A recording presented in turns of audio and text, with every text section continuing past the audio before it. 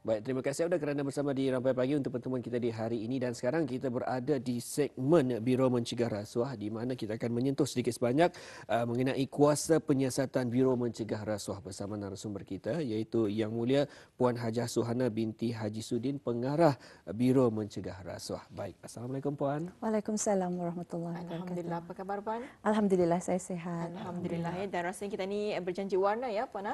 Sama biru hari ini. Alhamdulillah ya. Jadi Puan, mengenai dengan kalau sebelum ini Puan telah pun menerangkan mengenai dengan pengenalan bahagian pertama dan kedua ya.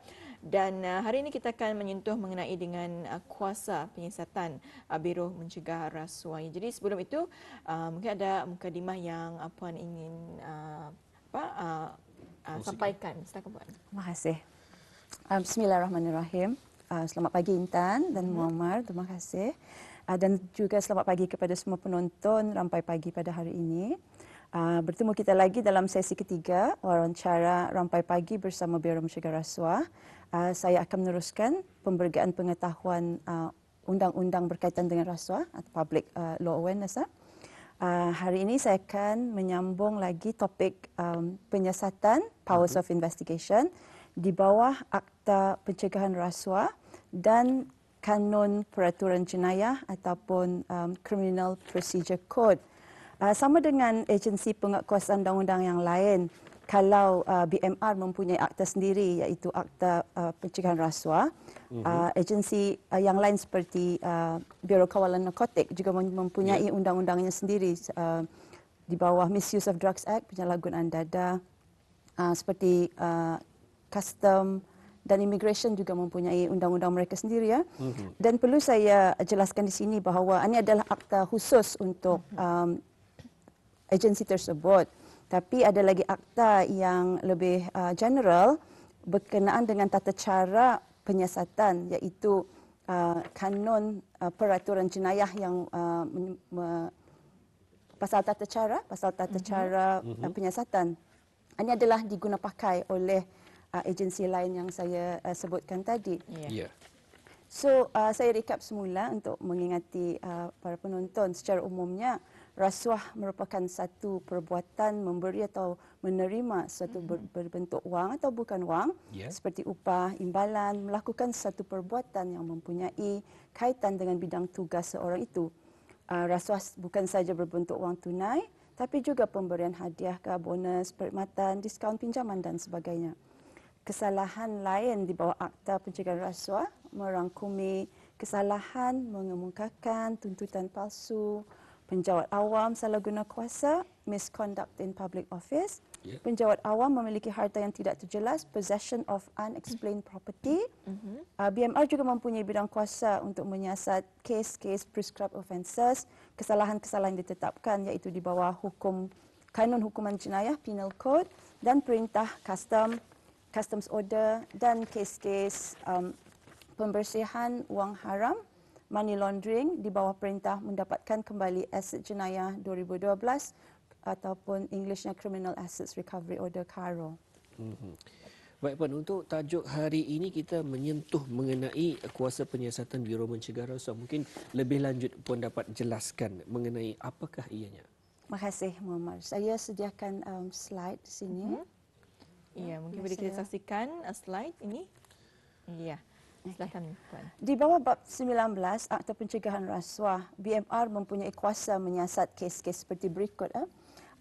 Bab 165, ini artinya kaki tangan kerajaan mendapatkan benda berharga tanpa balasan daripada orang terlibat dalam proceedings atau urusan yang dijalankan oleh kaki tangan kerajaan. Bab 213, mengambil pemberian dan lain-lain untuk mengelakkan pesalah dari hukuman. Bab 214, menawarkan pemberian atau pemulangan harta sebagai balasan kerana mengelakkan pesalah dari hukuman. Bab 215, mengambil pemberian untuk menolong mendapatkan balik harta curi dan lain-lain. Atau bersubahat, mencuba menghasut untuk melakukan kesalahan yang tersebut di atas tadi itu. B, kesalahan rasuah, tuntutan palsu, salah guna kuasa, memiliki harta yang tidak terjelas di bawah Akta Pencegahan Rasuah. Dan C, mana-mana kesalahan tanpa waran ataupun seizable offence di bawah undang-undang bertulis di mana terbongkar di dalam penyiasatan di bawah Akta Pencegahan Rasuah. Di sini saya ingin menerangkan yang bahagian C itu. Misalnya di sini sekiranya aduan diterima mengenai CA adalah aduan rasuah, tapi dalam siasatan lanjut bukan rasuah tetapi pecah amanah, for example. Walaupun pada lazimnya kes pecah amanah disiasat oleh pasukan polis Raja Brunei, tapi kuasa di bawah Seksyen 19C di BMR diberikan kuasa untuk meneruskan saja penyiasatan walau awalnya memang penyiasatan rasuah dan ditukar menjadi pecah amanah because itu yang kesalahan yang didapati ya. Suatu BMR diberi kuasa penuh di bawah kanun peraturan jenayah sama seperti kuasa siasatan yang ada pada pasukan polis Raja Brunei dalam menyiasat kesalahan ya. Iya. Jadi itu ya Auda yang dimasukkan dengan kuasa penyiasatan.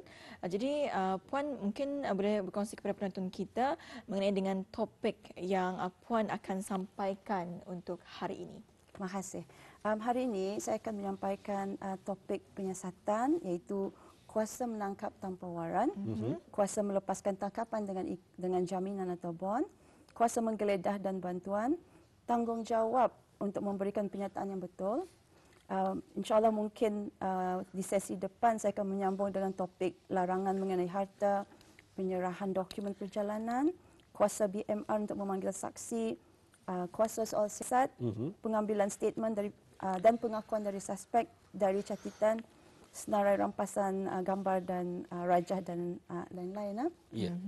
Dan juga seperti sesi yang lalu, saya juga memberikan case studies, iaitu kes-kes yang disiasat dan telah dibicarakan di mahkamah sebagai pengajaran dan sebagai misalan supaya publik tadi faham akan message yang akan disampaikan, akan kesalahan dan akan akibat dari kesalahan rasuah. Ini memang pun sharing of cases ini adalah niat dan tujuan BMR supaya ramai faham.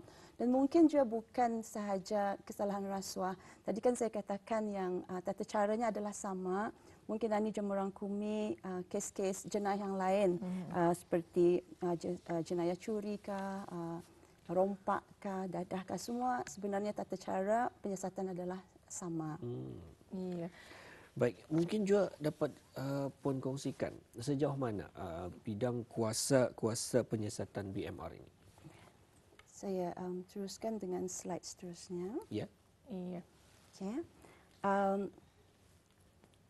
Kuasa menangkap di bawah Seksyen 18 Prevention of Corruption Act, Akta Rasuah, Akta Pencegahan Rasuah, yang mana menyatakan mana pegawai BMR boleh menangkap tanpa waran mana-mana orang yang terlibat dengan kesalahan di bawah akta ni. Apakah yang dimaksudkan dengan terlibat? Terlibat secara terus ataupun di mana adanya aduan yang munasabah atau maklumat yang sahih atau syak yang munasabah. Dan juga di bawah bab 18.2, pegawai BMR yang menjalankan tangkapan tadi boleh memeriksa badan, body search, dan merampas mana-mana barang yang dijumpai di badannya yang berkenaan dengan bukti ataupun fruits or other evidence of crime. Ya. Tangkapan wanita akan diperiksa badan oleh pegawai wanita, walaupun tangkapan boleh dijalankan oleh pegawai lelaki atau wanita, tapi terbuat terbuat periksa badan wanita, it has to be done by pegawai wanita juga. And then semua under Seksyen 18.3 ni, semua orang yang ditangkap akan dibawa ke Office Biro Mencegah Rasuah ataupun police station. Jadi itu mengenai dengan kalau berlakunya kuasa menangkap tanpa waran ya, Puan ya? Ya. Iya. Dan seterusnya Puan mungkin ada berkongsi lagi?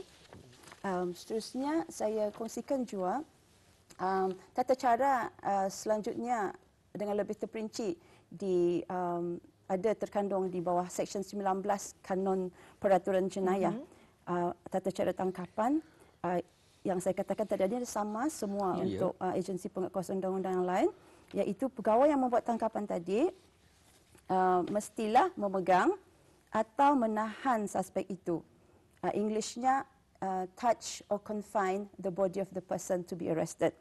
Kecuali ada penyerahan diri untuk ditahan melalui perkataan atau perbuatan. For example, kalau menahan atau dipegang, orang dipegang tangannya, ditahan, digari, ya, ataupun ia ndak payah orang ndak payah ditahan, dipegang, ia sendiri bercakap, nah, ya, volunteer, gari takut, tangkap takut. So kalau semata ia bekerjasama, dan di bawah Seksyen 19(2), jika suspek yang tadi melawan, menentang dengan kekuatan, forcibly resist ke atas tangkapan itu tadi, atau cuba untuk mengelak dari ditangkap, pegawai boleh menggunakan cara-cara yang berpatutan untuk menangkapnya, termasuk menggunakan kekerasan untuk menghalang darinya melarikan diri. Iya. Jadi Puan menerusi dari pengalaman-pengalaman dari pihak Biro Mencegah Rasuah sendiri, adakah banyak kejadian yang suspek melawan, menentang ataupun cuba untuk mengelak dari ditangkap, dan adakah kes lari dari tahanan? Mungkin macam mana? Okay. Dari pengalaman BMR, jarang ada kes yang suspek melawan dengan kerasnya. Terkajut sama marah itu memang adalah. Alhamdulillah kebanyakannya patuh dan mengikut arahan. Menghalang BMR dari menjalankan tugas adalah menjadi kesalahan di bawah Akta Pencegahan Rasuah. Mungkin kerana saya cakap tadi jarang ada yang melawan dengan kekerasan, mungkin barangkali rasuah ini bukannya kesalahan yang violent ya katanya, yang seperti pergaduhan, rompak dadah dan lain-lain. Kes lain yang pernah didengar dari agensi lain, memang ada pesalah melawan dari ditahan, pesalah menumbuk, bergelut dengan pegawai penguatkuasaan, pesalah lari dari kereta agensi tersebut dan dikejar dan ditangkap semula. Bagi kesalahan macam ini, ia lari itu adalah menjadi menghalang, menjadi satu kesalahan ekstra. Kalau ia melakukan bergelut, for example tadi sekali ia menyebabkan kecederaan pada pegawai tersebut, itu adalah kesalahan di bawah Penal Code, Kanun Hukuman Jenayah, yang boleh ditambah lagi tuduhan rasi pesalah tu. Sudah tahu, for example, ia membuat kesalahannya berasuah satu, sekali ia lari, menghalang, satu lagi tuduhan mencederakan pegawai awam yang membuat dutiesnya, course of duties adalah kesalahan berat di bawah Seksyen 334 Penal Code, dan ini membawa hukuman sebat jatuh. So kalau ditambah-tambah hukum rasuah juga, lari lagi, membuat kecederaan lagi, memang hukumannya akan bertambah. Baik, itu antara kesalahan yang perlu Auda ketahui bersama. Walaupun satu masalah, disebabkan satu masalah untuk menambah lagi masalah yang lain, bermakna ianya akan melambatkan lagi segala proses ataupun juga kesalahan hukuman yang diberikan kepada Auda. Dan untuk selanjutnya mungkin Puan dapat kongsikan di bawah undang-undang, kalau tangkapan ini Puan berapa lama ia akan ditahan? Okey, terima kasih. Di bawah bab 33 Criminal Procedure Code, ya, tata cara penyiasatan, penahanan tangkapan adalah tidak melebihi 48 jam. Kalau limpas 48 jam, tangkapan hendaklah dihadapkan ke mahkamah untuk ditahan reman seterusnya.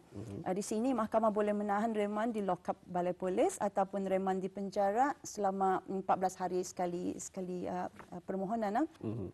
Tadi saya sambung pasal 48 jam. Di bawah 48 jam, tangkapan boleh dilepaskan sebelum 48 jam. Itu namanya dilepaskan ikat jamin BMR ataupun ACB bail. BMR diberi kuasa untuk melepaskan tangkapan dengan ikat jamin, dengan jaminan misalan satu atau dua orang penjamin tempatan dalam berbentuk wang, untuk memastikan yang tangkapan akan menurut syarat dan arahan ikat jamin seperti melapor diri ke BMR pada tarikh ditetapkan, arahan untuk menghadirkan diri ke mahkamah, dan tidak boleh pergi ke satu tempat, tidak boleh mendekati saksi-saksi lain, for example-nya. Dan kuasa menggeledah dan bantuan, BMR mempunyai kuasa untuk meminta bantuan pada mana-mana pegawai kerajaan atau mana-mana orang untuk bantuan di dalam menjalankan penyiasatan. Misalan kuasa ini digunakan untuk meminta rekod perbankan, rekod panggilan telefon, rekod perubatan dan lain-lain. Dan juga bab 20B Akta Pencegahan Rasuah, kebenaran bertulis dari pendakwa raya dengan bantuan yang mana perlu boleh memasuki dan menggeledah mana-mana pejabat, registry atau bilik-bilik lain digunakan oleh public body. Dan menggunakan waran geledah, BMR boleh memasuki mana-mana tempat yang dipercayai tersimpan dokumen atau barang bukti, memasuki dengan menggunakan kekerasan jika perlu, untuk menggeledah, merampas dan menahan mana-mana dokumen ataupun barang. Saya sambung lagi yang bab 20B, mana-mana orang yang dipinta untuk memberi bantuan tapi dia gagal, menghalang daripada memasuki atau dan menggeledah adalah melakukan kesalahan dan membawa hukuman denda ekstra lagi 20,000 dan 1 tahun penjara. Iya. Dan Puan, sekiranya kalau tadi kes mengenai dengan ia volunteer untuk menyerah diri ya. Tapi bolehkah Indah seseorang itu berbohong pada pegawai BMR? Terima kasih. Slide seterusnya, Seksyen 22 Akta Rasuah, seperti undang-undang penguatkuasaan agensi yang lainnya adalah melakukan kesalahan berbohong kepada pegawai BMR. Dan di bawah bab 22 ni, mana-mana orang yang diperlukan oleh BMR untuk memberikan pernyataan adalah bertanggungjawab untuk memberikan pernyataan yang betul, dan hukuman memberi pernyataan yang tidak betul adalah denda RM20,000 dan 1 tahun penjara. Iya, jadi itu memang satu kesalahan ya sekiranya seorang itu berbohong kepada pegawai BMR ya. Dan juga amat penting untuk kita ketahui bersama, dan memang tepatlah untuk kita sama-sama mengetahui juga lebih lanjut berada di Rampai Pagi ini mengenai perkara-perkara yang boleh merosakkan diri kita ni, keluarga kita ni, dan juga masyarakat, di mana rasuah ini kalau kita ambil ringan saja sudah setentunya ianya akan membawa padah kepada kita semua.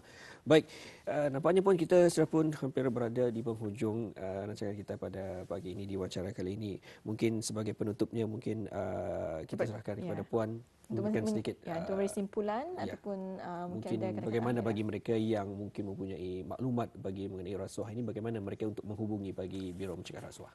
Untuk melaporkan rasuah, saya sediakan slide. Iya. Cukup masa. Okey. Rasuah dapat dilaporkan di Ibu Pejabat Biro Mencegah Rasuah di lapangan terbang Lama Brakas dengan email info.bmr.acb.gov.bn, laman sesawang, nombor telefon juga tertera di KB branch juga. Ya, ini ada di KB. Okay. Ada tertera nombor telefon yang dapat dihubungi. Saya minta maaf, dah sampai nampaknya membagi kes-kes yang lain. Mungkin di kesempatan lain yang saya boleh meneruskan dengan memberi misalan. Ya, Puan. Dan juga kami pun di Rampai Pagi mohon maaf juga kepada Puan kerana Indah berkesempatan yang mengongsikan kes tadi tersebut. InsyaAllah Puan ya, di hari yang lain kita akan bersama lagi Puan. InsyaAllah saya boleh menyambung. InsyaAllah ya. Kita ucapkan ribuan terima kasih kepada Yang Mulia Puan Hajiah Suhana binti Haji Sudin, iaitu pengarah Biro Mencegah Rasuah. Memang padat sebetulnya yang telah pun dikongsikan oleh Puan Hajiah mengenai dengan kesalahan dalam Biro Mencegah Rasuah. Jadi sama-sama kita mementeras gejala rasuah ini, dan kita akan insya-Allah akan mengikuti lagi segmen mencegah rasuah ini pada 2 minggu akan datang lagi ya. Baik, itu ucapkan terima kasih sekali lagi kepada Puan Hajiah Suhana binti Haji Sudin, pengarah Biro Mencegah Rasuah. Terima kasih Puan. Terima kasih kembali. Waalaikumsalam warahmatullahi wabarakatuh.